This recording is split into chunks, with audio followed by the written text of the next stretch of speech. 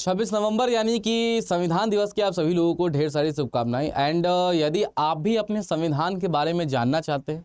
आप जानना चाहते हैं, आप अपने नॉलेज को टेस्ट करना चाहते हैं कि आपको आपके संविधान के बारे में सर उन दौरान जहाँ जिसके वक्त में 1940s के टाइम में जब संविधान लिखा जा रहा था उससे पहले के क्या क्या इससे डेवलपमेंट्स हुए थे, जहाँ पर हमको संविधान की वो फ्रेमिंग से संबंधित है, हमारे जो राइट्स है सर, हमारे जो मौलिक अधिकार हैं उनके बारे में आप कितना जानते हैं, और आज तक जो आप सोच रहे थे क्या वो नॉलेज आपकी सही है या गलत है, इन सभी चीज़ों को टेस्ट करना है सर। आपको हमारे जो कॉन्स्टिट्यूशन मेकर्स थे, जैसे हमको भीमराव अम्बेडकर देखने को मिलते हैं, BN राव साहब देखने को मिलते हैं, एंड अदर कॉन्स्टिट्यूएंट असेंबली के वो सारे के सारे लीडर्स देखने को मिलते हैं। इनके बारे में यदि आप जानना चाहते हैं तो सीधा पहुंच जाइए हरियाणा के सोनीपत में, क्योंकि वहां पर आपको भारत का पहला संविधान संग्रहालय यानी कि कॉन्स्टिट्यूशन म्यूजियम को लॉन्च किया गया है। स्वागत है आप सभी लोगों का BPSC स्टडी IQ के इस यूट्यूब प्लेटफॉर्म पे, एंड मैं अमन वर्मा आज के दिन का सबसे प्रेसिंग मुद्दा एक बार फिर से लेकर आप सभी लोगों के सामने प्रस्तुत हूं।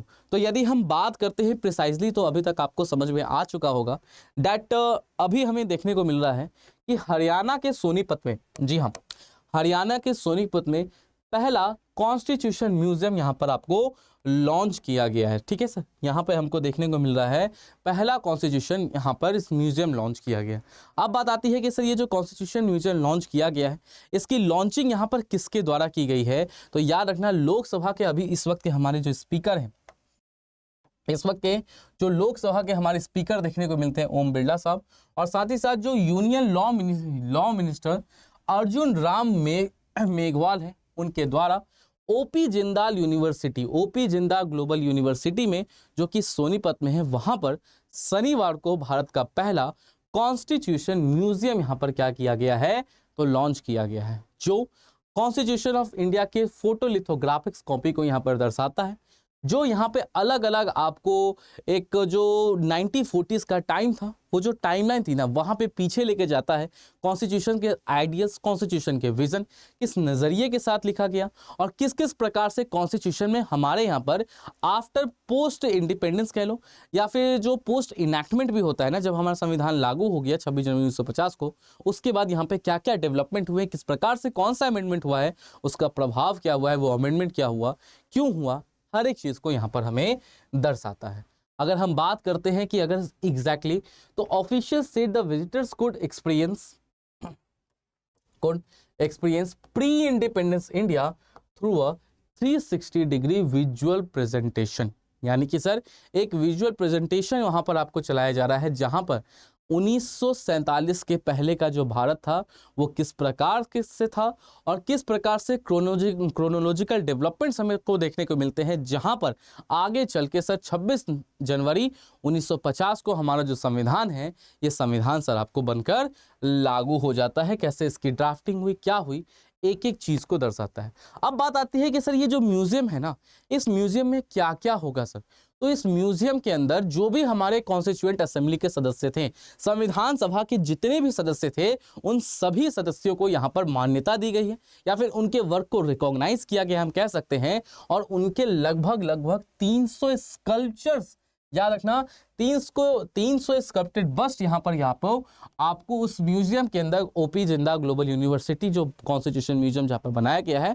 उसके अंदर यहाँ पर सर इंस्टॉल किए गए हैं। उसके यदि हम अतिरिक्त बात करते हैं तो देखने को मिलता है कि सर एक होलोग्राम है BR अम्बेडकर साहब का, उसको भी स्थापित किया गया है आपको म्यूजियम के मेजाइन सेक्शन में, जहां पर उनकी जो फिलॉसफीज हैं, जी हाँ, डॉक्टर BR अम्बेडकर साहब की जो फिलॉसफीज है, चाहे वो हरिजन को लेकर हो, चाहे वो डिप्रेस क्लास को लेकर हो सर, वो चाहे हमको देखने को मिलता है एक थीम चलती है जहाँ पे देखने को मिलता है, पूछा जाता था कि सर आपका जो इंडिया है ना सर, आपके सपनों का भारत कैसा नजर आता है, कि सर आपका जो इंडिया है वो कैसा नजर आता है। तो उनकी एक एक फिलॉसफी क्या है यहाँ पर आपको एग्जैक्टली इस म्यूजियम में अगर आप जाते हो तो आप उन चीज़ों को फील कर सकते हो, आप उन चीज़ों को समझ सकते हो। संविधान सभा के सदस्यों के बारे में आपको जानने को मिलेगा, और यदि हम खास बात करते हैं मेन आर्किटेक्ट के बारे में, दैट इज द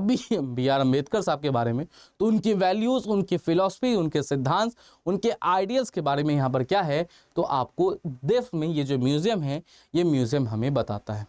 अब बात आती है कि सर यार कि ये जो म्यूजियम है ना, ये म्यूजियम आपको नजर आ रहा है सर, देख सकते हैं एक एक चीज है सर यहाँ पर दे रखा है, एक एक चीज, एक एक डेवलपमेंट्स के बारे में क्या है सर, एक एक डेवलपमेंट के बारे में यहाँ पर आपको समझाया जा रहा है। बात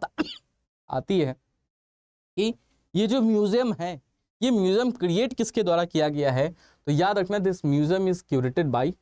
होम सर। तो ध्यान रखिएगा दिस म्यूजियम, ये जो म्यूजियम है ना, ये क्रिएट किया गया है अंजिता बी नायर के द्वारा। एंड ये म्यूजियम आपको ऑडियो विजुअल इंटरैक्टिव एक्सपीरियंसेस भी यहाँ पर क्या है देता है, while a radio broadcast narratives of significant historical events from 1940. Robert gives a visitor a tour to the Robert gives a museum tour to the what's a tour to the museum, यानी कि आप museum में enter हुए, एक Robert आपको वहां पर assign होगा जो आपको पूरा का पूरा म्यूजियम का यहाँ पर टूर करवाएगा। और साथ ही साथ इस म्यूजियम के अंदर हमें देखने को मिलता है कि सर आपका जो ऑडियो ब्रॉडकास्ट है ना वो चल रहा है सर, और वो जो ऑडियो ब्रॉडकास्ट है उसको सर आपको हेडफोन्स है वहाँ पे, आप उसके थ्रू एक एक चीज़ को वहाँ पर सुन सकते हैं, एक एक चीज़ को फील कर सकते हैं। और इस म्यूजियम के अंदर हमको अलग अलग सेक्शंस देखने को मिलते हैं, जिसमें एक सेक्शन क्या है सर, एक सेक्शन हमको देखने को मिलता है, उस सेक्शन का नाम है सर आस्क मी एनीथिंग। क्या सर, उस सेक्शन का नाम हमें देखने को मिलता है ask me anything with BR Ambedkar talking hologram. जी हाँ, ये नजर आ रहा है ना sir, ask me anything with BR Ambedkar talking hologram. और a radio that lets you travel through time and one of the 100 photolithographic reproductions of the Constitution. These were on display at the country first ever Constitution Museum. यानी कि simple सी बात है, एक हमको देखने को मिल रहा है रेडियो है, आपको जो पूछना है सर उसको संविधान के बारे में आप कुछ भी पूछ सकते हो, और आप जो नॉलेज चाहते हैं वो आपको संविधान के बारे में वो नॉलेज बता कर देगा सर। वो जो हिस्टोरिकल डेवलपमेंट उस टाइम पर हो रही थी सर, भारत का आज तक का सबसे बड़ा डेवलपमेंट हुआ है तो वो कॉन्स्टिट्यूशन मेकिंग मैं कह सकता हूँ। तो इसके लिए जो भी चीज़ आपको पूछना है वो पूछो, आपको वो जो टाइम स्पैन था ना 1940 से 1947 1950 का, वो दोबारा से मैं कह सकता हूँ कि यहाँ पर जिया दिया जाएगा। ठीक है, आगे चलते हैं। और हमको क्या क्या नजर आता है सर, तो और हमको नजर आता है कि ये हम सर नजर आना है सर BN राव, जो हमको देखने को मिलता है कि सर मेन आर्किटेक्ट के रूप में यहाँ पर कहे जाते थे संविधान सभा के। तो कम से कम हमको नजर आता है the mini bust of 300 members of constituent assembly, और उसमें एक सबसे बड़ा जो बस्ट वहाँ पे लगा हुआ है वो है BN रॉय की, हमको सर एग्जैक्टली फोटोग्राफ कह लो या जो भी है उनकी पोस्टर कह लो, वो वहाँ पर लगाई गई है कि आप सर देख सके सर वो पर्सनैलिटीज़ हैं जिनका योगदान शायद बाकी की जो पर्सनैलिटीज़ है ना उनसे भी क्या है, उनसे भी काफ़ी ज़्यादा देखने को मिलता है। क्या उनके कॉन्ट्रीब्यूशन है, क्या उनकी आइडियाज़ रही है, और क्या उनकी जो फिलॉसफी रही है, ये सारा का सारा चीज़ क्या है, तो ये म्यूजियम आपको बता के देगा। अब उसके बाद यदि मैं बात करता हूँ सर, उसके बाद मैं यदि बात करता हूँ तो through out the museum armored cable headphones, sir, armored cable headphones had been installed to help one listen to the speeches given at the Constituent Assembly and scholars explaining the philosophy behind the Constitution. मतलब sir मैंने आपको जब भी polity पढ़ाया है, आप देखते हो ना वहाँ पे हमें देखने को मिलता है कि कॉन्स्टिट्यूएंट असेंबली के बहुत सारे डिबेट्स हैं सर कि कौन सी वैल्यू इंटीग्रेट की गई है, कौन सी चीज़ को वहाँ पर हटाया गया, एक्सपेल्ड किया गया है, अगर किसी चीज़ को जोड़ा गया है तो सर उसका इंडियन वर्जन क्या है सर, वो किस फॉर्म में जोड़ा गया है, उसके पीछे का रैशनल क्या है।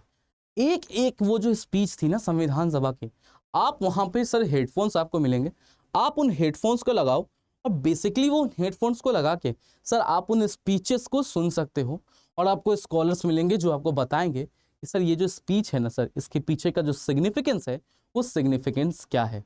उस टाइम पे क्या है, क्यों इंटीग्रेट किया गया, क्या महत्व है, क्या बोला जा रहा है, किस कॉन्टेक्स्ट में बोला जा रहा है, एक एक चीज़ क्या है वो आपको यहाँ पर समझाया जाएगा। इसके अतिरिक्त सब यही नहीं है सर, आपको इसके अतिरिक्त और भी चीज़ें हैं। क्या सर, हमको देखने को मिलता है कि जो हमारे सुप्रीम कोर्ट के जजेस हैं, सुप्रीम कोर्ट इज़ व्हाट, तो सुप्रीम कोर्ट हमको देखने को मिलता है कि आज के भी डेट में सुप्रीम कोर्ट हमारे संविधान का क्या है सर, तो एक प्रमुख व्याख्या करता है, वो अंतिम व्याख्या करता है, ultimate interpreter of the constitution है। तो हमें देखने को मिल रहा है कि सुप्रीम कोर्ट के इंटरप्रिटेशंस के ऊपर कॉन्स्टिट्यूशन जो है वो काफ़ी निर्भर होता है, वो चेंज होता है, क्योंकि जिन्होंने लिखा था वो तो हमारे साथ आज है नहीं, लेकिन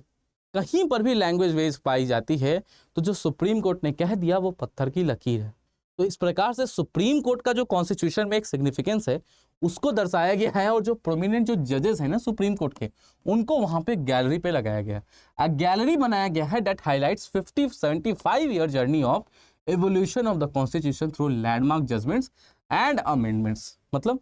ये जो 75 साल है सर, इन 75 साल में हमारा कॉन्स्टिट्यूशन कैसे इवॉल्व हुआ है on the basis of supreme court judgments, वो वहां पर दिखाए गए हैं। जैसे सर आपको एक पूरी की पूरी गैलरी बनाई गई है और वो दर्शाता है कि किस किस प्रकार से सुप्रीम कोर्ट के किस जजमेंट के आधार पर हमारा कैसे इवॉल्व हुआ। केशवानंद भारती का जजमेंट भारत के अंदर हमको देखने को मिलता है, बेसिक स्ट्रक्चर डॉक्ट्रिन आ गया। मेनका गांधी का case, due process of law आ गया। ऐसी ऐसी जो भी लैंडमार्क्स इवेंट है, उन सारे इवेंट्स के बारे में, उन सारे सुप्रीम कोर्ट जजमेंट के बारे में एक अलग से गैलरी है जो कि बताता है कि कॉन्स्टिट्यूशन को इवॉल्व करने में हम भारत के सर्वोच्च न्यायालय का किस प्रकार से यहाँ पर हमको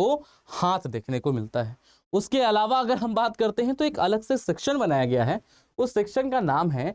फ्लिप एंड लर्न। क्या नाम है सर उस सेक्शन का? उस सेक्शन का नाम सर हमको देखने को मिलता है फ्लिप एंड लर्न। अब क्या है sir? The front side of the block displays the technical term related to the constitution.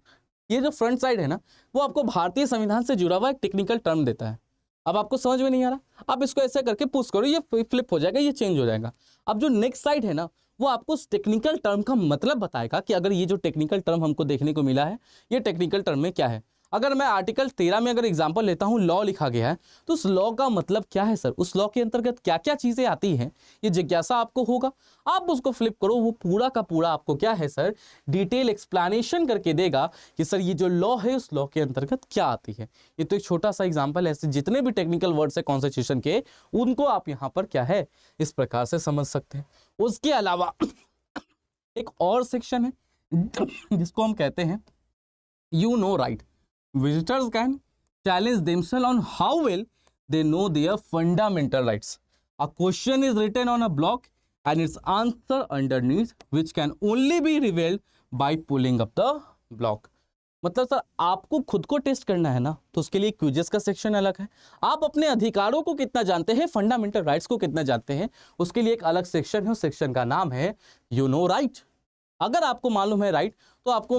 आपको वहां पे एक क्वेश्चन दिया जा रहा है फंडामेंटल राइट से संबंधित, आप आंसर बताओगे, आप उसको चेंज करोगे, ब्लॉक को फ्लिप करोगे, वो आपको बताएगा कि आपका आंसर जो था वो सही था कि गलत था, और जो एग्जैक्ट आंसर है वो क्या है, उसका एक्सप्लेनेशन क्या होगा, उसके पीछे की रीजनिंग वगैरह एक एक चीज क्या है सर, तो एक एक चीज यहाँ पर आपको समझाई जाएगी। तो जितने लोगों को भी अपने संविधान के बारे में जानने की इच्छा है सर, वो संविधान के बारे में, संविधान को समझने के इच्छुक हैं, वो अपना इंटेलेक्चुअल डेवलपमेंट करना चाहते हैं, और खास तौर पे आज जब हम संविधान दिवस को देख रहे हैं, तो सर सीधा बस पकड़िए सर, जो भी है ट्रेन का टिकट लेना है, एयर टिकट लेना है, टिकट लो और सीधा पहुंच जाओ हरियाणा के सोनीपत। आज के लिए इतना ही रखते हैं, मिलते हैं ऐसा ही एक और लेटेस्ट खबर के साथ। थैंक यू एंड जय हिंद।